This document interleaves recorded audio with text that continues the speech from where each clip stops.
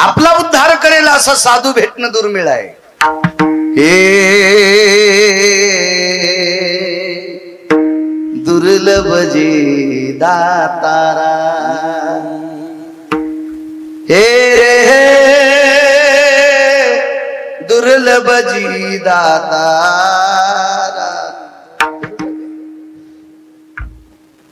बऱ्याच गोष्टी दुर्लभ सांगितल्या. हत्याने दुभता, हिराने कमळ, योगियाने निर्मळ, हे दुर्लभ जी दातारा. हत्ती आहे पण दूध देणारा दुर्लभ आहे. हिरा आहे कमळावर कसं शक्य. साधू आहे निर्मळ कसा सापडल. साधणारा सापडल. ज्याचे सहा धुतले असे साधू आपलं तितकं पुण्य नाही सापडाय. महाराज त्याच्यासाठी एक टोक लागते वैराग्याचं, आचरणाचं टोक लागते. लाभर चित्र सशी रांडुकर धरणाऱ्याच्या कुळातली पोरगी. पण देव भेटला महाराज त्यागाचं प्रतीक होत. त्यागाचं.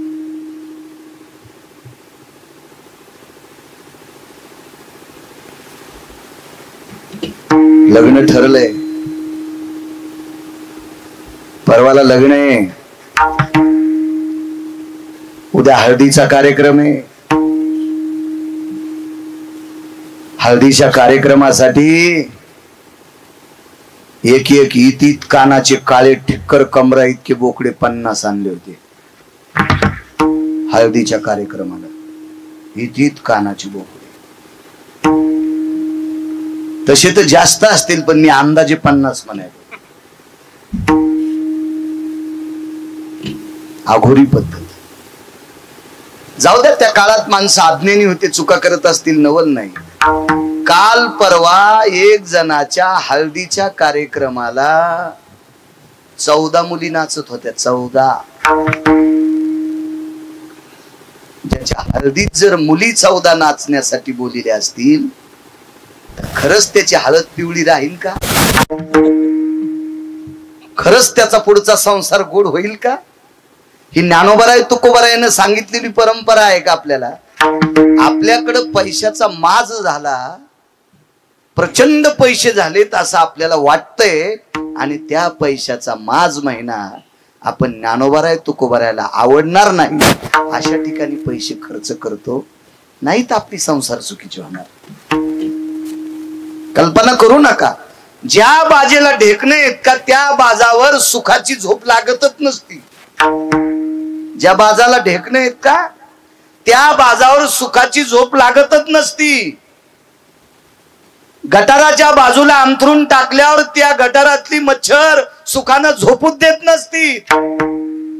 तसं आपण कमवलेला पैसा जर चुकीच्या मार्गाने खर्च केला तर आपली संसार खालून पेटतात. खालून.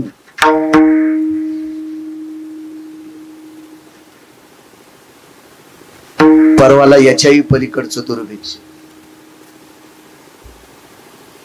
नवरदेव नवरीला बसण्यासाठी रथ हे रथ रथ रथ हे.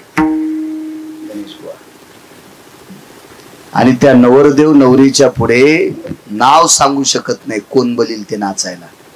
तुम्ही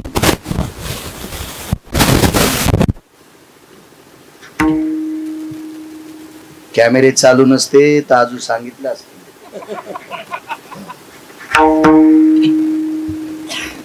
मग संसारात पडलेल्या नवदाम्पत्याच्या पुढे जर विशिष्ट प्रकारचे लोक तुम्ही नाचायला बोलित असताल तर यांच्या पोटी जन्माला येणारी संतती कशी जन्माला येईल याचा थोडासा घरी जाऊन 5 मिनिटं उगाच फिरत्या पंख्याचे पाते न पाहता डोळे झाकून विचार करा. अवलाद कशी जन्माला येईल. विठाला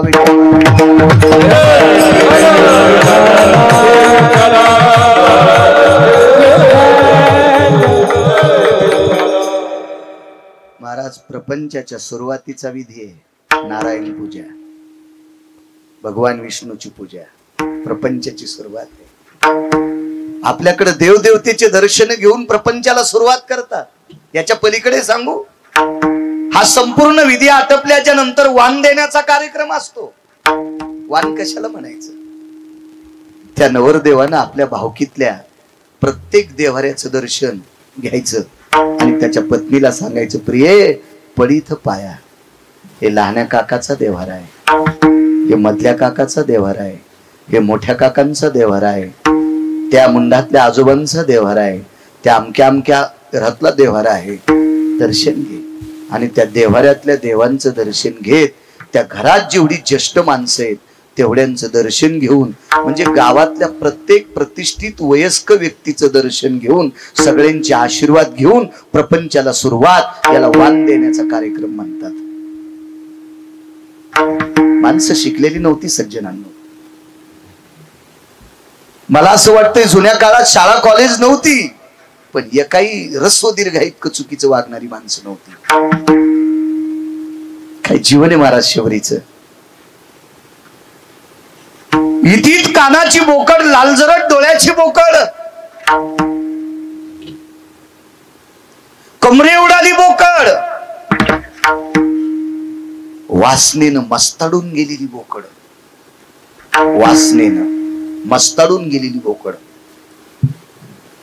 खाली येऊन सांगू का, जगात असा एकच प्राणी जन्माला आल्यावर तिसऱ्या दिवशी ज्याची अक्कल नदीत जाती, त्याचं नाव बोकड आहे. तिसऱ्याच दिवशी त्याची अक्कल नदीत जाती. या बोकडाच्या सोबत जन्माला आलेली त्याची बहीण तिसऱ्या दिवशीचा सूर्य पाहिल्यावर त्या हरामखोर बोकडाला कळत नाही बहिणीतलं अंतर. इतका नालायक प्राणी जगातला एकच आहे, त्याचं नाव आहे बोकड. आणि त्या बोकडांची दावण हळदीच्या दिवशी कापायची होती. अरे देव कसा ऐकू कोणाच्या व्याका. महाराज 5वीची पुट्टी रिकामी नाहीत आपलं काम ऐकायला. झालं सतत सतत महाराज काम सांगते. त्याच्यामुळं बाजूच्या रस्त्यानं पुरं पळून जाऊ आपण जिथं बसलेले असतो तिथे. एखादं म्हाताऱ्याला ताकलच नसती काम सांगायचं. माझ्या बिड्या आणून दी, माझी काड्याची पेटी आणून दी, माझ्या गुटक्याच्या पुढ्या आणून दी, ती चुन्याची डबी आणून दी. कदरून जाते ती पुट्टी. त्याच्यामुळे त्या गल्लीनच जाणं नको म्हणते.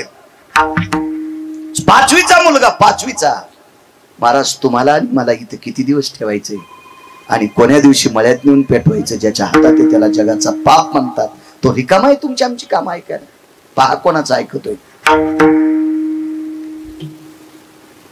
घरात एक ज्येष्ठ व्यक्ती होती. मला असं वाटतं हिच्या कळत्या काळात घरात कोणाचं लग्न झालेलं नसावं. पहिलं लग्न असावं शबरीचं त्या घरात. तिनं पाहिलं नसावं. जंगलात राहणारी भिल्ल कन्या. घरातल्या वयस्क व्यक्तीला विचारलं, ही शेळीची बाळ कशाला आणली, ही एवढी मोठी बोकड कशा करता आणली. अगं उद्याला तुला हळद लागणार आहे. प्रांतातून आपली पाहुणे विष्ट मित्र सजन सखे सोयरे दायरे सगळी येणार आहेत. बर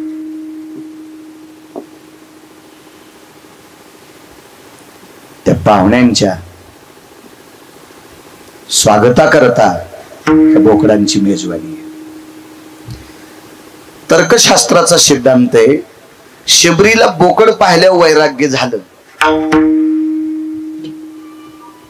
मग शबरीच्या अगोदरच्या काळात या घरात मांसाहार करत नव्हते का? करत होते.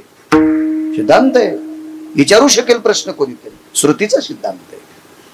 ही एवढी मोठी 50 बोकडाची दावण पाहिल्यावर शबरीला वैराग्य निर्माण होते. याच्या अगोदर शबरीच्या कुळात माळी होत्या का? नव्हत्या.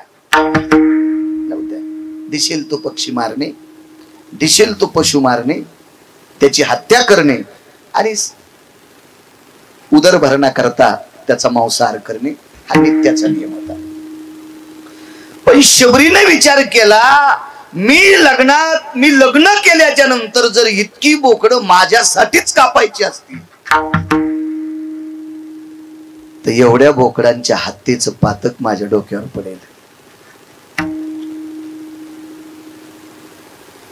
म्हणून रात्रीच्या 1-1:30 वाजता अंगात एकच सोळी होती, अंगावरलं तेवढंच पातळ आणि तितक्याच कपड्यावरती बाहेर पडली.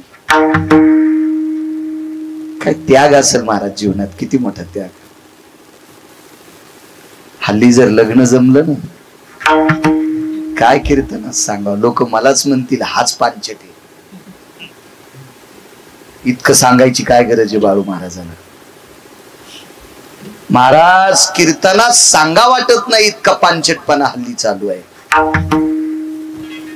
काय शबरीच्या पायाला चिकटलेल्या मातीच्या कणाची बरोबरी करणार नाही हल्लीची नवरदेव कणाची.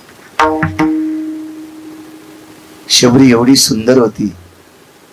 शबरी ज्या झाडाखाली गेली त्या झाडाच्या फांद्या प्रसन्न होत होत्या. तरुवर शाखा प्रसन्न,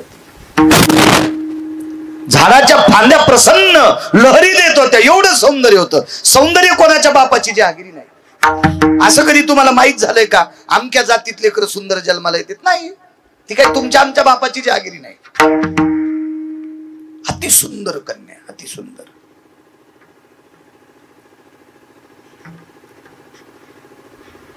एवढी सुंदर असताना प्रपंचात पडण्याचा त्याग केला. एवढी हत्या आपल्या जीवनात घडू नये रात्रीच निघून गेली. मतंगाचं दर्शन झालं, शरभंगूचं दर्शन झालं. अजून 4 साधू आहेत, अजून 4. आणि या 6 लोकांच्या आशीर्वादातून एक वाक्य पडलं, माय तुला जगाचा पाप भेटेल, तुला विश्वाचा पाप भेटेल. जगदानंद कंद जगतपती पंढरीश पांडुरंग परमात्मा मर्यादा पुरुषोत्तम रामचंद्र भेटतील. त्या दिवसापासून तळमळ होती. एका जंगलात राहत होती. बराच काळ झाला. तारुण्य मालवल्या गेलं. डोक्याची केस काळीची पांढरी झाली. पांढऱ्या केसाचे केस पिंगट होऊन गेले. पिंगट रंग आला त्याला. जिच्या चेहऱ्याचं सौंदर्य पाहिल्याच्या नंतर झाडाच्या फांद्या प्रसन्न होत होत्या, कळ्या उमलत होत्या. इतकं सौंदर्य शबरीला होतं. त्या शबरीचं शरीर कृश झालेलं आहे. लोण्यासारखी मऊ त्वचा झालेली आहे. डोळ्याला एकच दिसत होतं, विश्वाचा बाप कधी येईल, तुम्हाला कधी भेटेल. राम राम राम राम राम सारखं अंतःकरणात चिंतन. शुभ संकेत झाले. हाकेश्वर शिवडी सांगतोय, एक दिवस आझा उजाडला. त्या दिवशी स्नान आटपलं, फुलं तोडली, रस्त्याला फुलाच्या पाकळ्या टाकल्या. पर्णकुटीतल्या मतकुंभामध्ये विसरून पुनश्च पाणी एका सरोवराचं भरून ठेवलं. देव आल्याच्या नंतर त्याला काहीतरी फलार द्यावा. बद्री फळांनी द्रोण भरून ठेवले. बद्री फळ म्हणजे बोर. बोराला शास्त्राच्या भाषेमध्ये बद्री फळ म्हणतात. बद्री फळाचे द्रोण भरून ठेवले. आणि पर्णकुटीच्या दारात बसली. यान देवा, यान देवा, देवा द्यान मला भेट. टाव फुटला. देवा देवा मी भिल्लाच्या कुळात याच्याकरता येत नाहीत. देवा माझ्या कुळातली लोक मांसाहार करतात याच्याकरता येत नाहीत. देवा द्यान मला भेट. देवा मी वासनेला विस्तू लावला प्रभू. देवा मी कामाला विस्तू लावला, वासनेला विस्तू लावला प्रभू. देवा कोणाची पर्वा न करता जन्मदात्या माय बापाला सोडून माझ्या प्रापंचिक जीवनात हिंसा होऊ नये याच्या करता कामाला विस्तू लावला. तारुण्य मातीत घातलं. देवा बघा ना, देवा माझ्याकडे बघा. देवा मी एखाद्या मांसाहार करणाऱ्या कुळात जन्माला आले, तो माझा दोष आहे. देवा मला त्या कुळात तुम्ही जन्माला घातलंय. मला असं वाटतंय लग्न करायच्या अगोदर शबरीचं चरित्र प्रत्येक नवरीनं वाचावा. काय जीवन असेल शबरीचं. शबरीच्या मुखारविंदातून वाक्य पडलं, देवा अरे या प्रांतातला प्रत्येक व्यक्ती या जंगलातून जात असताना माझ्या शरीराचा प्रकाश पाहिल्याच्या नंतर त्याच्या अंतःकरणात काम उत्पन्न होत होता. एवढं मला सौंदर्य देईल दुसरे देवा. ह्या सौंदर्याला कोणाची नजर लागू नये रे. म्हणून जिथे एखादा पशु मरण पावलाय आणि मरण पावलेल्या पशुची दुर्गंधी आल्यावर लोक त्या दिशेने जात नव्हते. म्हणून देवा ती दुर्गंधी घेत ही शरीर मी तिथे सांभाळलं. पण तारुण्यात या शरीराला कोणाचा स्पर्श होऊ दिला नाही. देवा पौर्णिमेचा चंद्र लाजत होता रे. देवा माझ्या सौंदर्याला पौर्णिमेचा चंद्र लाजत होता रे. पौर्णिमेचा चंद्र लाजत होता. देवा तेजस्वी सूर्याचा प्रकाश मला पाहिल्याच्या नंतर सीन होत होता. काय सौंदर्य देत श्रीमंत. अट्टहास केला. देवा ही सगळं सौंदर्य तुला समर्पित केलंय. देवा बाप तुला म्हणाले, माय तुला म्हणाले, भाऊ तुला म्हणाले, इष्टमित्र सजन सोयरे तुला म्हणाले. राहिला प्रश्न पतीचा, तर पती सुद्धा तुलाच म्हणाले. वरिले सावळे बरोबर. हे काय अर्थ करण्यात आला असेल ना देवा.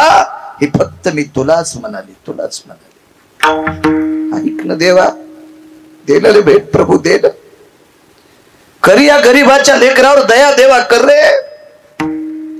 राणा वनात काट्या कुट्या शिकारी करणाऱ्याच्या कुळात एक त्यागाचं मूर्तिमंत कुंभांत करण्यात दाबून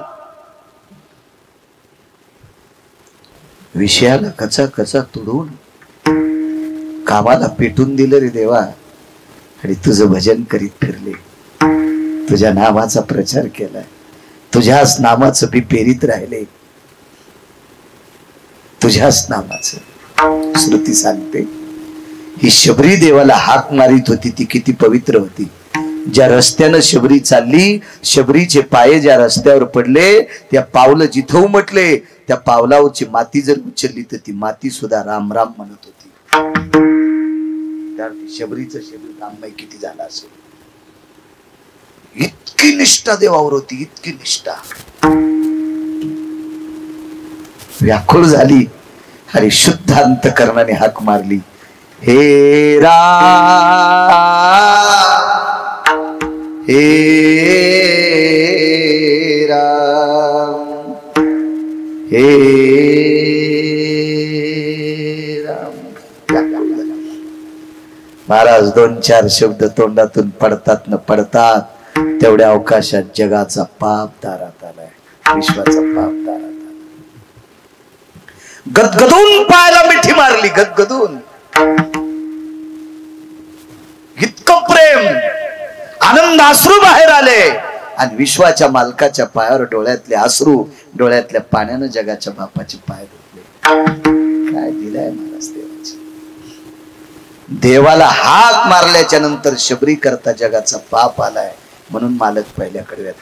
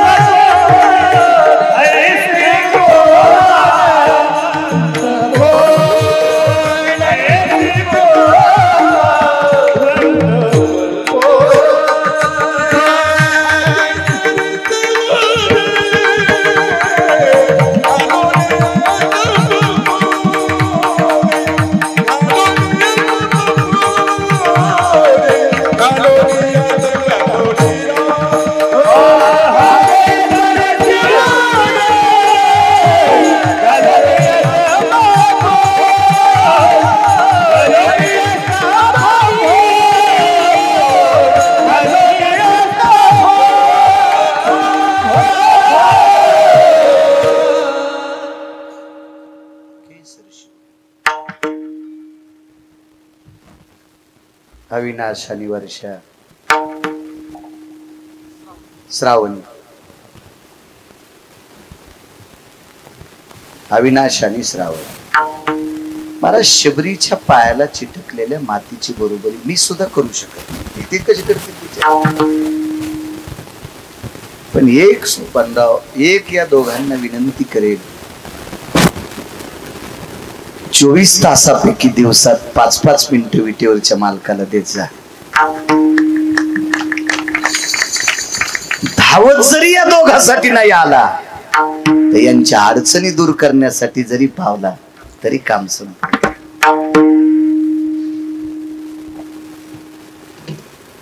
माऊली, देव भेटला कशाला म्हणायचं माहितीये? अंगावरच्या एका कपड्यावर आलेली माणसं तुम्ही आनंदानं 2 टायमाची भाकरी खाऊन चांगल्या घरात राहता, यालाच म्हणायचं सोपानराव देव भेटला. याला म्हणायचं देव भेटला. तुम्हाला मिठीच घालीन, जवळच येईन, हातात हात देईन, इतका रिकामा आहे का देव? आपल्याला एक बायको असून आपण रिकामी नाही. त्याला 16,108 येतात. आपला पिना पाडायला तरी आपण रिकामे नाही. त्याच्या बायकोनं 22 क्विंटल सोनं देणारा मणी आणला रोजच. लक्ष्मी पत्नी आहे त्याची, रिकामा आहे का देव? आपल्या अडचणी दूर करणं यालाच म्हणायचं देव भेटला. मोठ्यांचं वाक्य सांगतो, जिथं चोर मारतेत तिथं गाडी पंक्चर व्हावा. तिथं चोर हाणतेत का तिथं गाडी पंक्चर व्हावा आणि 5च मिनिटात मागून ओळखीची यावा, याला म्हणायचं देव भेटला. गाडीत कोण भूतने आले तुमच्या रिकाम्या गाडीला? मागून ओळखीची गाडी आली, हात करायची, बाबा आम्हाला घेऊन जा, बसा बसा, काय ताण नाही, चला. नाही पटकन काय नाही म्हणलं, पिस्तोले माझ्या कमराला, काय करते चोटते. इतक्या ओळखीच्या माणसाची गणेश भाऊ गाडी याला म्हणायचं देव भेटला. पण दिवसाकाठी 5 मिनिटं तरी द्यायचा प्रयत्न करा, फक्त 5 मिनिटं. निश्चित जगाच्या मालकाची कृपा होईल. मोबाईलला कितकाला वेळ द्यायला तुम्ही चॅटिंग करण्यासाठी? तुला वाढदिवसाच्या शुभेच्छा. वा वा वा वा, काय चांगल्या माणसाला शुभेच्छा दिल्या. सकाळीच बायकोनं त्याचं थुत्तर लाल हुस्तर आणला होता.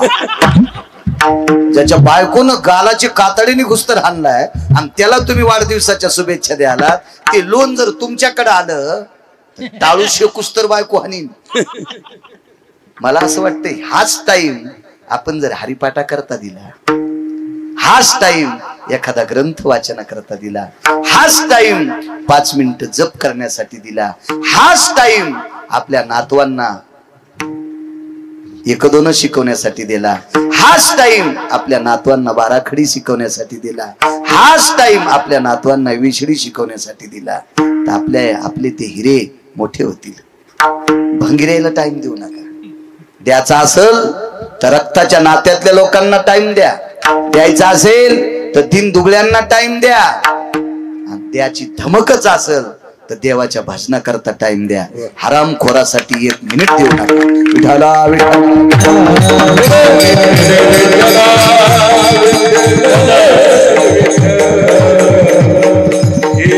महाराज देवासाठी वेळ दिला. अख्खा जगाच्या बापानं स्वतःच्या दुःखावर पांघरून घातलं आणि शबरीसाठी धावला.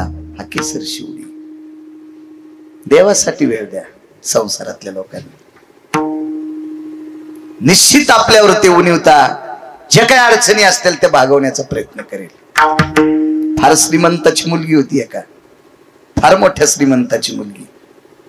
लग्न झालं, पती पुरुषार्थी भेटले. धर्म, भीम, अर्जुन, नकुल, सहदेव, काय पुरुषार्थी पती होते. त्याच्यापैकी एक पती किती पुरुषार्थी होता सांगू? नराचा अवतार.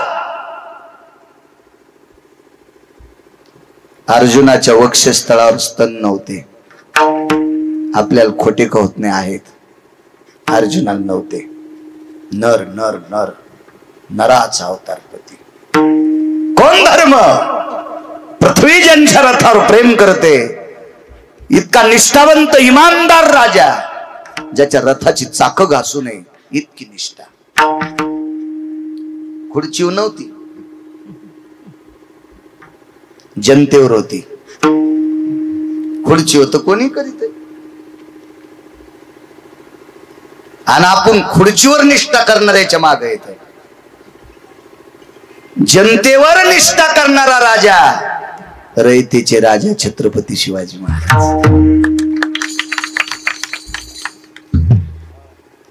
म्हणून त्या राजाला जाणता पदवी आहे, जाणता राजा. ही पदवी नाही कोणाला लागू शकत, आणि देऊ बी नका. तोंड खराब करू नका कोणाला ही पदवी देऊन. जाणता राजा रयतेचे राजा छत्रपती शिवाजी महाराज. काय राजा आहे, धर्मराजा. या पावन प्रपंचामध्ये विलीन असणारी द्रौपदी एक दिवस विराट राजाच्या घरी शेण काढायची वेळ आली. माझ्या माईंना विराट राजाच्या घरी जात्यावर दळायची वेळ आली. जिच्याकडे 48,324 दाशा होत्या. 48,324 दाशा होत्या. दाशा एवढ्या मोठ्या वैभवातली बाई विराट राजाच्या घरी गोठ्यातलं शेण काढावं लागलं फुटक्या टोपल्यानं. शेण शेण शेण. प्रपंचाची दानादेन झाली. एक दिवस इतका बिकट प्रसंग आला. द्रौपदीच्या जीवनात बऱ्याच वेळेस बिकट प्रसंग आला. पवित्र अंतकरणाची द्रौपदी प्रापंचिक जीवनामध्ये दारात आलेल्या मूर्ख लोकांना जीव घालीत होती, हराम खोरायला जीव घालीत होती. घरी आलते ना ते नालायक, मूर्ख होते, बुजदिल होते, भडवे होते, हरामखोर होते. 78 लोक जेवायला बसलेली होती. 78. त्याच्यातले 5च चांगले होते. 78 पैकी 5 जर उघडले तर बाकी इतकी हरामखोर होती की त्यांचा हरामखोरपणा मोजायला ब्रह्मदेवाकडे तराजू नव्हतं. फक्त 5च चांगली त्या पंक्तीत. आणि एकूण एक डावीकडे पंगत होती, त्या पंगतीत 5च होते. ते तर पती होते. त्यांचा तर काही संबंधच नाही. ते पती होते, मालक होते तिचे. पण 78 लोकांच्या पंगतीमध्ये 5 वगळता बाकी सगळे निर्बुद्ध विचाराचे होते. मला असं वाटतं पिसाळलेलं कुत्र दगड फेकला तरी दगडाला डसत. पिसाळलेल्या कुत्र्याकडे अजून दगड फेकायचा, ते दगडाला पण डसत. पण दगडाला चावल्यावर वेदना झाल्यावर पुन्हा थकत. पण निर्बुद्ध विचाराची माणसं पिसाळलेल्या कुत्र्यापेक्षा हरामखोर असतात.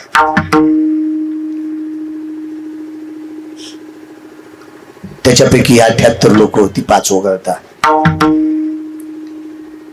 पात्र वाढली, भात वाढला, भातावरती वरण वाढलं.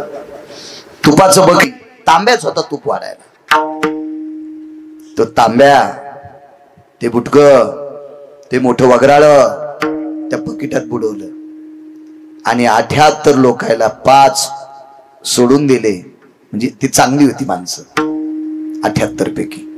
या सगळ्यांना वगराळ्यानं तूप वाढीत होती. मोठं वगराळ अर्धा किलोचं.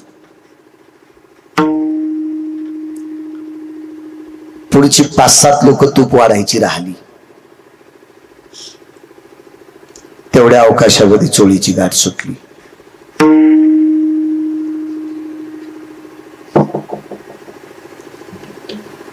जुन्या बायकांना विचारा, माझ्या वयस्क आजीबाईंना विचारा. पूर्वीच्या काळात गाठीची चोळी असायची.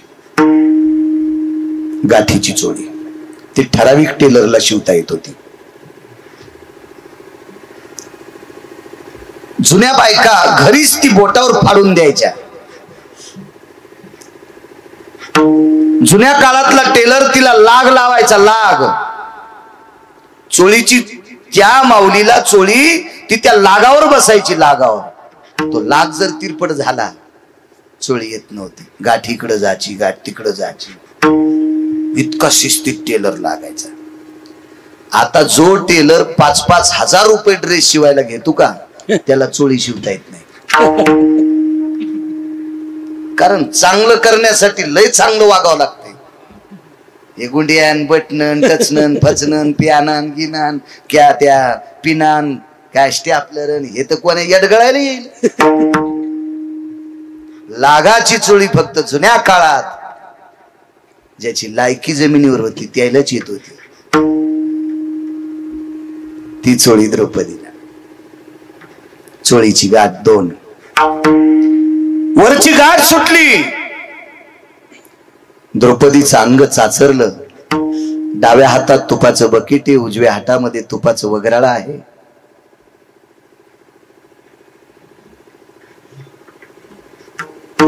आणि 5-7 लोकांना वाढत असताना चोळीची गाठ सुटली. तिच्या लक्षात आलं बकेट खाली टेकावं, वगराळ बकेटात टाकावं आणि आपण ती सुटलेली चोळीची गाठ मारावा. तेवढ्या अवकाशात 78 लोकांपैकी 1 नंबरचा भाडवा होता. त्याला कोणती शिवी देवा कळतच नाही मला, पण ह्या पुढे आहेत त्याच्यामुळे देवा वाटत नाही. हे नालायकन भडवा काहीच नाही, मला अशी अस्सल देव वाटते त्याला. इतका हरामखोर होता तो. त्याचं नाव होतं इन्मक. त्याचं नाव इन्मक हे इन्मक. आणि पहिल्यांदा चोळीची गाठ सुटलेली त्यानं पाहिली. पापी येतो पापी.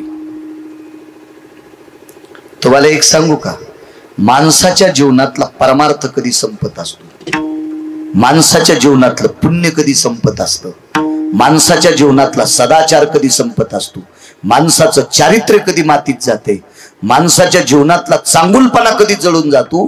परस्त्रीच्या सौंदर्याला बघून ज्याच्या अंतःकरणात वासनेचा जाळ पेटतो का, त्या हरामखोराचं चारित्र्य जळून जात असते, त्याचा विवेक जळून जात असतोय, त्याचं पुण्य संपत असतं. सगळ्यात मोठं पुण्य संपायचं घातक कारण कोणतं असेल तर परस्त्रीकडे पाहिल्याच्या नंतर ज्याच्या पोटात टप्पा पेटतो का, हे सगळ्यात मोठं पाप आहे. आणि सगळ्यात मोठं पुण्य कोणतं आहे? पराविया नारी माऊली समान, किंवा पराविया नारी रखुमाई समान, मानिलिया धन कायवेचे. स्वतःची बायको सोडून जर परस्त्रीला आपण रुक्मिणी आई साहेब म्हटलो, लक्ष्मी म्हटलो, तर आपले बँकेतले पैसे जळतात का? आपला बंगला जळतो का? सगळ्यात मोठं सगळं याच्या इतकं पुण्य कोणतंच नाही. काम जिंकणे इतकं पुण्य कोणतंच नाही. महाराज, ज्यांनी ज्यांनी काम जिंकलाय का, त्याचं दर्शन घेतल्याशिवाय संसाराला सुरुवात नाही. काम जिंकणारी व्यक्ती मारुती राय. लग्न तर केलंच नाही, जन्माला यायच्या अगोदरच काम बांधून टाकला. आणि त्या मारुती रायचं दर्शन घेतल्याशिवाय आपल्या धोताड्याचे संसार नीट होत नाहीत. बिना आकलीचे कांदे फुटलेले बुटाडो घालून त्याच्या पाया पडायला जाते. बिनलाज्या, निदान बुटाड खाली काढी जाय. त्यानं रावणाची तंगडी हाणली तर तू हाणायला काय लागेल? आकलीची कांदे नाही नाही, आजोर होतो तू यासारखा. हो,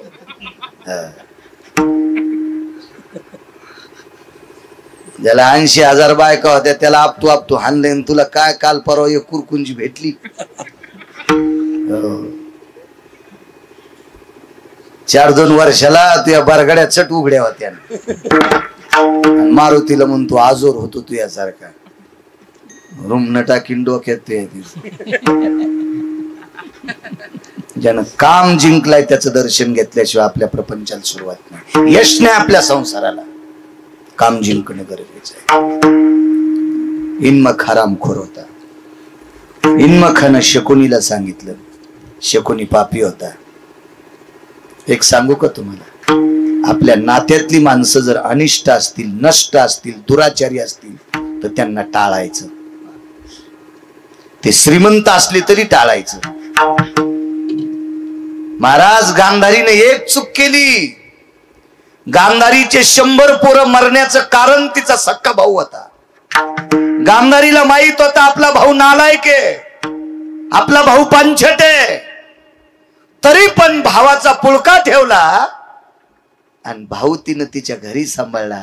म्हणून हिच्या 100 सुना ढवळ्या साडीत राहिल्या, पांढऱ्या साडीत 100ला 100 कट्टे मिळले.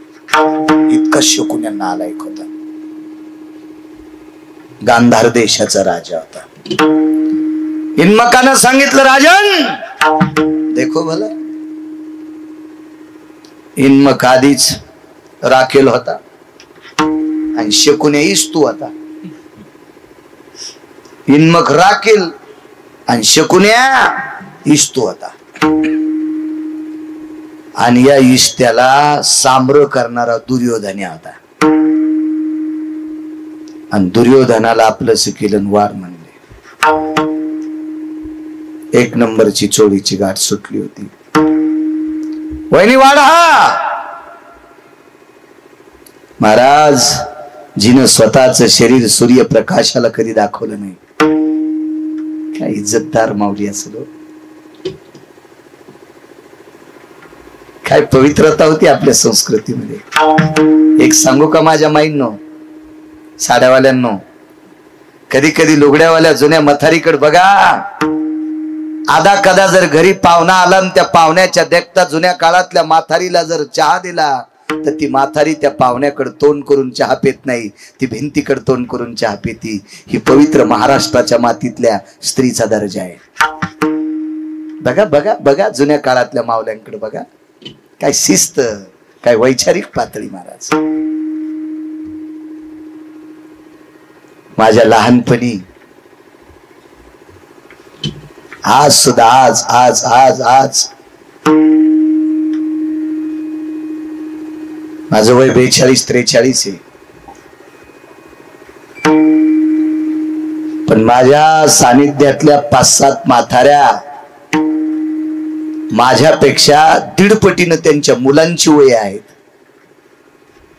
मला पाहिल्याच्या नंतर 95 वर्षाची म्हातारी पदराला हात लावते. काय पवित्र माऊली या महाराष्ट्रात, काय वैचारिक पातळी महाराजा. महाराज एक सांगू का माझ्या माहिती, या पवित्र अंतःकरणात नालायक होता दुर्योधन. वाडा वहिनी, द्रौपदीने विचार केला, आतापर्यंत हे शरीर मी सूर्यप्रकाशाला सुद्धा दाखवलं नाही, वक्षस्थळ. आणि आज एवढ्या 78 लोकांच्या देखता 2 नंबरची चोळीची गाठ सुटली तर दोन्ही चोळीचे पालव बाजूला जातील आणि माझं हृदय हे 78 लोक पाहतील. सात्विक द्रौपदी. देवाचा धावा केला. देवा, कोण्या जन्मातलं पाप उदयाला आलं रे देवा. देवा, माझं मागच्या जन्मातलं एखादं पाप असेल ना देवा, तर मला आताच्या आता संपव रे. मला नाही जगण्याचा अधिकार देवा. नको रे देवा, मला नाही जगायचं, मला नाही इथून पुढचं जीवन काठायचं रे देवा. देवा, एक तुला विनंती करते रे, हे शरीर जर एखाद्या तारुण्य दशेतल्या मुसमुशीतल्या तारुण्यातल्या लोकांनी उघडं पाहावं, त्याच्यापेक्षा या शरीरावर पालथ्या गौऱ्या पडलेल्या बऱ्या. उदात्त अंतःकरणाने संस्कार सोडला आणि अवघ्या 4 सेकंदात गाठ सुटणार. म्हणजे 4 सेकंदात गाठ. द्रौपदीनं स्वतःला विचारलं, मरली मरली, मेली मेली मेली, जगू शकत नाही. तेवढ्या अवकाशात जगाच्या बापाने सूक्ष्म रूप घेतलं. सूक्ष्म राईसारखं, तिळासारखं, खसखशीच्या दाण्यासारखं सूक्ष्म रूप धरलं आणि श्वासातनं आत प्रवेश केला.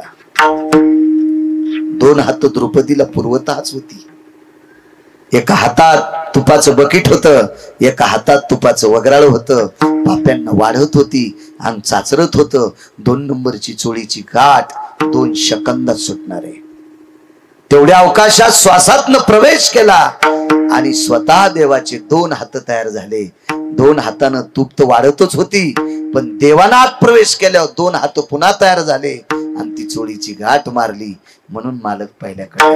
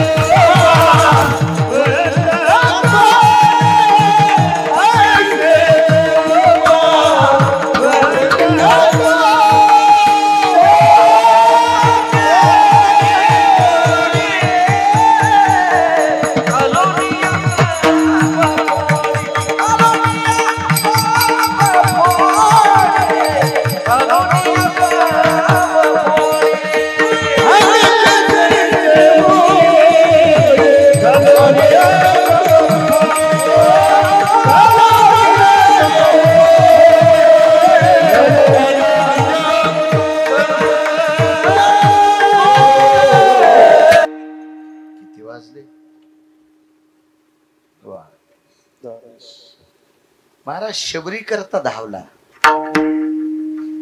विश्व जीवनभर विटेवरच्या मालकाचं भजन केलं म्हणून धावला. द्रौपदीच्या हाकेला धावला, कारण द्रौपदीने इतकं कृष्ण परमात्म्याचं विटेवरच्या मालकाचं भजन केलं की द्रौपदीने ज्याच्याशी संसार केला त्याच्या शरीरावरचे रोम कृष्ण कृष्ण म्हणत होते, पण द्रौपदीच्या डोक्याचे केस खाली पडले तरी कृष्ण कृष्ण म्हणत होते. इतका द्रौपदीचा अधिकार मोठा होता, म्हणून जगाचा बाप धावला. मला नाही म्हणायचं शबरी सारखी भीषण परिस्थिती आपली व्हावी, मला म्हणायचं नाही द्रौपदी सारखी संकट आपल्यावर यावी, पण छोटी संकट आली तरी पेलवण्याची ताकद आपल्यात नाही. आणि ती संकट दूर करण्यासाठी जगाचा मालक धावत यावा, याच्याकरता किमान 10-5 मिनिटं तरी आपण त्याच्याकरता द्यावे. श्रद्धेनं दारातल्या तुळशीला एक तांब्याभर पाणी तरी घालावं. आपण आपल्या घरी गाय असेल, आवडीनं तिला मुठभर चारा तरी त्या गाईला चारावा, देव धावत येईल. आपल्या घरी म्हातारी आजी असेल, आपली सासूबाई असेल, आपले सासरे असतील, त्यांना आनंदानं सकाळ संध्याकाळ 2 टाइम भाकरी जरी दिली तरी जगाचा मालक त्या कामाकरता धावेल. नाही हो द्या शबरी इतका परमार्थ आपला, नाही हो द्या द्रौपदी इतका परमार्थ आपला, पण आपल्या घरातल्या लोकांची जर आपण सेवा केली तर निश्चित आपल्या अडचणी दूर करीन, यालाच म्हणायचं देव धावला. एका बाईची प्रसूती जवळ आली, बाळांतपण, डिलिव्हरी. घरी कोणी नाही, कोणीच नाही घरी, कोणीच. लहानस झोपडे. बाई माणूस तर घरी कोणीच नव्हतं, सासू कधीच गेलेली होती. सासराही जात्रा आलेला होता, घरी फक्त मालक होते, मालकही बाहेर गावी गेलते.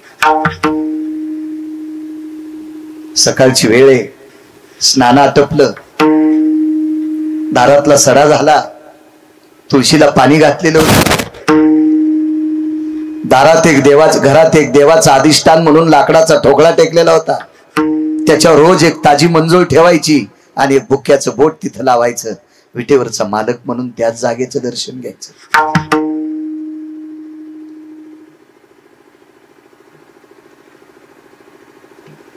मालक गावाला गेले असल्यामुळं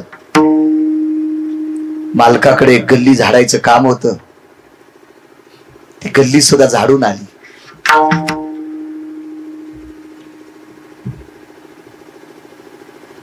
गल्ली झाडायच्या नंतर एक हातभर फाटकं कपडा होता, मोठ्या लोकांच्या दारात तो कपडा आथरायचा आणि त्या मोठ्या घरच्या बाईची जर भावना जागी झाली तर तिनं कोर अर्धी जुनी वाळलेली शिळी भाकरी त्या कपड्यावर टाकायची आणि बाजूला एक रिकामं गाडगा असायचं, त्याच्या शिळ ताक वतायचं. 10-10:30 वाजेपर्यंत गल्ली झाली. त्या बाईचं नाव आहे सोयरा. ती वाळलेली शिळी भाकरीची तुकडे आणि ते ताकाचं द्रावण घरी नेलं.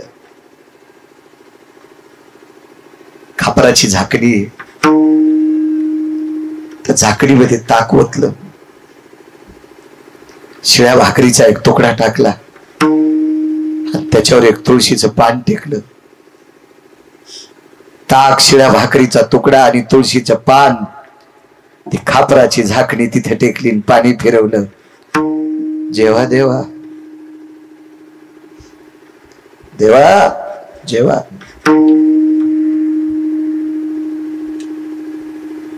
सज्जनो, 2 मिनिटात त्या झाकणीत ताक आणि शिळ्या भाकरीचा तुकडा शिल्लक राहत नाही. काय अधिकार असेल माऊली त्या बाईचा. देवाला जेव्हा म्हणल्यावर त्यानं ती झाकणी पुसून खायची, पुसून खायची. 10 घरचं ताक होत, 10-20 घरच्या गणेश भाकरीचे तुकडे. महाराज, हे ताक किती शिळा असेल, त्याचा किती पुंगट वास येत असेल, किती आंबट असेल, ते भाकरीचे तुकडे कधी केलेले असतील ते विचारू नका. वाढणारी किती पवित्र होती ते विचारा. देवाला नैवेद्य चारणारी किती पवित्र होती. पुसून झाकणी खायची, आनंद वाटला. ती देवाची झाकणी होती, तिच्यात कधी जेवले नाही. त्या झाकणीला कुठंतरी ताकाची कण चिटकलेली होती भाकरीची, ती पुसून घेतली, प्रसाद म्हणून हात चाटले. पदरानं झाकणी पुसून पालती घातली. दुसऱ्या एका झाकणीमध्ये अर्धी भाकरी घेतली, त्याच्यात ताक रिचवलं. ती भाकरी त्या ताकात कुस्करली. ते ताक आणि भाकरी पिऊन टाकणार तेवढ्या अवकाशात पोटात वेदना सुरू झाली. तशीच ताकाची झाकणी ठेवली. असा आहे वेदना. बाळाला जन्म द्यायच्या वेदना येतात. हा केसर शिवडी सांगतोय. व्याकुळ झालं शरीर, व्याकुळ व्याकुळ झालं. 3 सिद्धांत आहे का? एकीनं कामाला इस्तू लावला, म्हणजे वासनेला इस्तू लावला आणि भजन केलं म्हणून देव शबरी करता धावला. एकीनं प्रपंच करून सगळ्यांची सेवा करून मूर्खाला जेवायला वाढायचं, तरी पण विटेवरच्या मालकाचं भजन करायचं म्हणून त्या द्रौपदी करता धावला. तिसरा मुद्दा आहे का? अत्यंत परिस्थिती नाजूक. प्रसूतीच्या वेदना सुरू झाल्या. माझ्या माईनो, मी काय सांगू शकणार आहे तुम्हाला. बाळाला जन्म देत असताना या पवित्र भारत देशातल्या पवित्र स्त्रीला, या भारत देशातल्या महाराष्ट्राच्या मातीतील स्त्रीला बाळाला जन्म देत असताना काय वेदना होत असत्या त्या माऊलीलाच विचारा. एखादी गायनिक कोणी व्यक्ती असेल ना, गायनिक, प्रसूती तज्ञ, त्या प्रसूती तज्ञाला विचारा,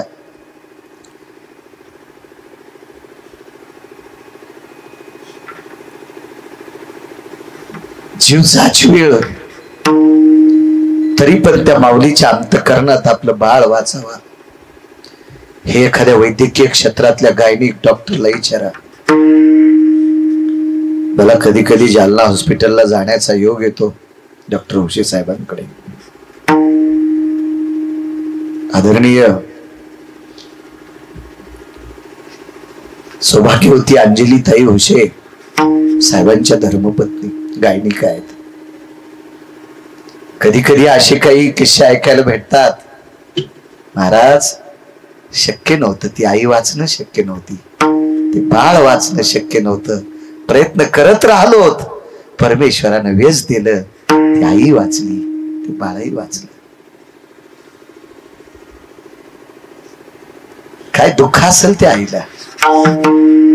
असा हे वेदना. माझ्या माईंनो, तुमच्या बाजूला तुमची आई असते, तुमची सासू असते, तुमची बहीण असते, तुमच्या नात्यातली लोक असतात, तुमच्या बाजूला पैशानं खिशे भरलेली माणसं असतात, तुमच्यासाठी 4 चाकाची गाडी असते, तुम्हाला चांगल्या प्रतीचं हॉस्पिटल असतं, तरी वेदना सहन करण्याची क्षमता तुमच्यात नसते. एकटी बाई आहे, झोपड्यात राहते, घरी कोणी नाही. असाय वेदना कंठाला गेल्या.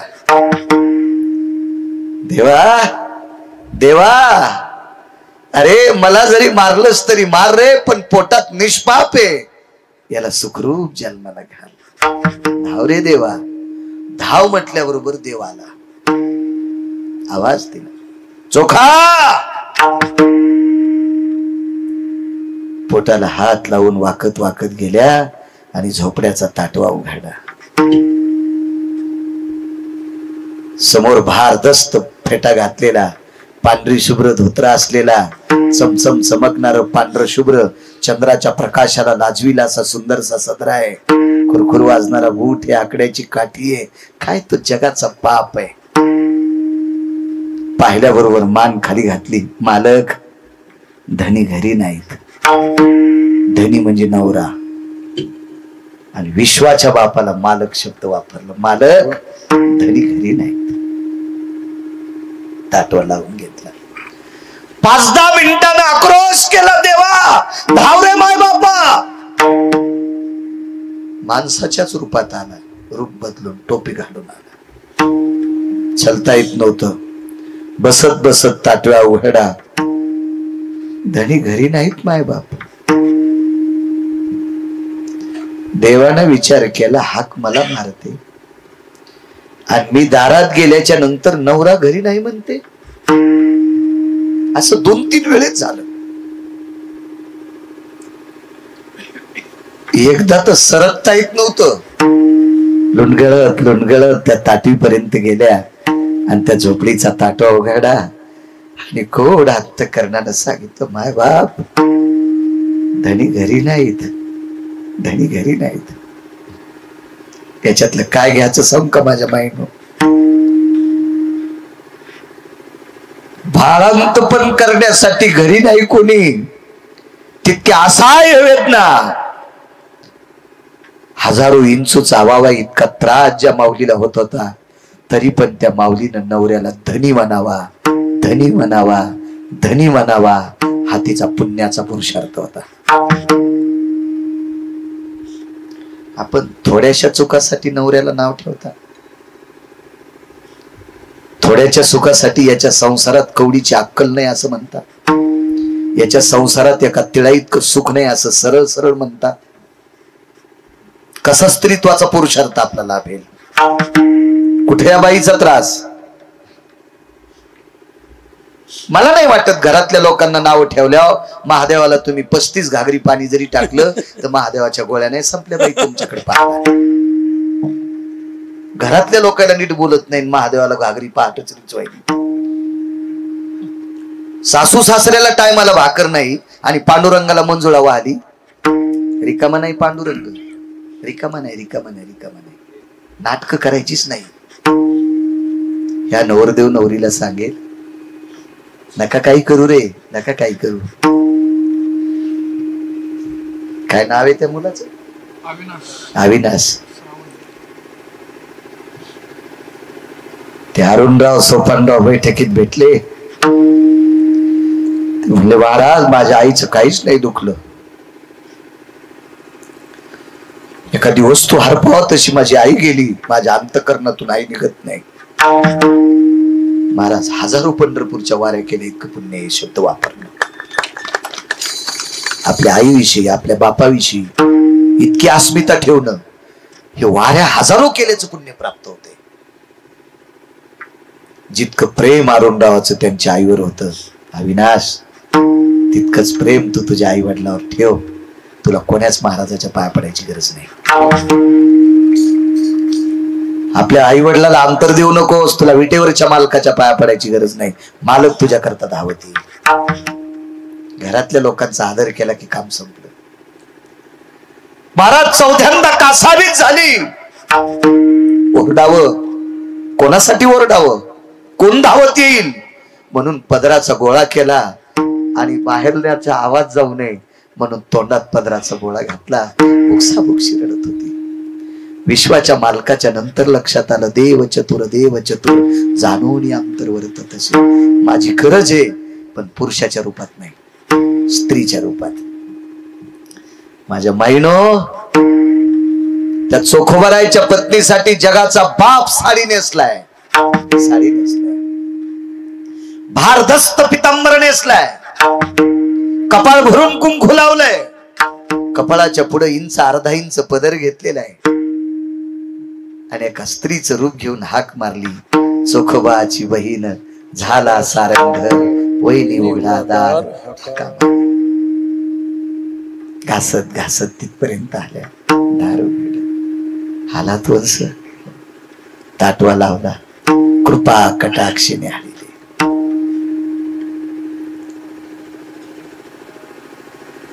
वाट कृपेची करी तू, जीवातळी अंतरी तू जीवा पुला.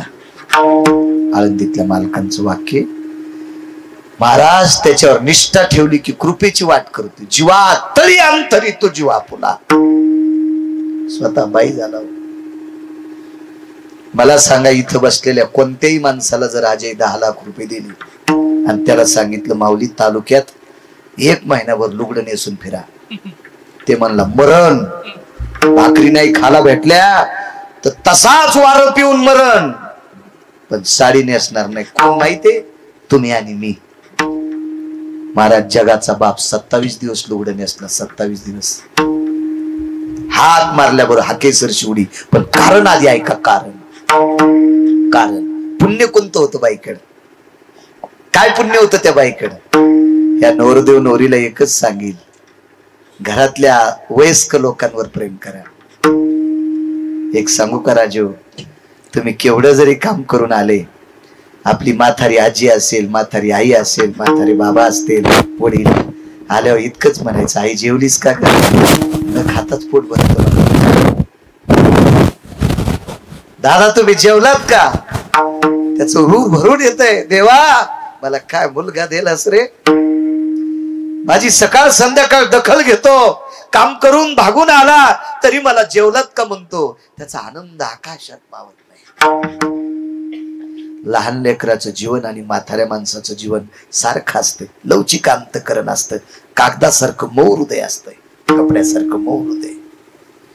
या लोकांचे आशीर्वाद घ्यायचे. माझ्या माईनो, जगाचा बाप हाक मारल्याबरोबर बाईच्या रूपात आला आणि सोयराबाईचं बाळांतपण केलं. त्याच्यासाठी बाईनं काय केलं? या सोयराबाईनं 95 वर्षाच्या सासऱ्याची कंबर धुतली. सासऱ्याला बाथरूम झाली धोत्रात आणि सासऱ्याची कंबर धुतली. सासऱ्याने विचारलं, सुनबाई एवढ्या मोठ्या वयस्क म्हाताऱ्याची कंबर धुताना तुम्हाला लाज वाटली नाही? मळमळ झालं नाही? नाही मामांजी, असं कसं शक्य? ऐका ना मामांजी, तुमची कंबर धुताना तुम्हाला सासरा समजिलच नाही, तुम्हाला स्वतःचा बाप समजिल. महाराज 95 वर्षाच्या सासऱ्याला अडचणीमध्ये बाप समजून त्याची कंबर धुतली. याच्या पुण्याचं गाठोडं इतकं मोठं झालं, जगाच्या बापाची मान वाकली आणि या वाकलेल्या मानेचं कर्ज फेडण्यासाठी सोयराबाईनं हाक मारल्याबरोबर बाईच्या रूपात आला आणि तिचं बाळांतपण केलं. म्हणून मालक पहिल्या कडव्यात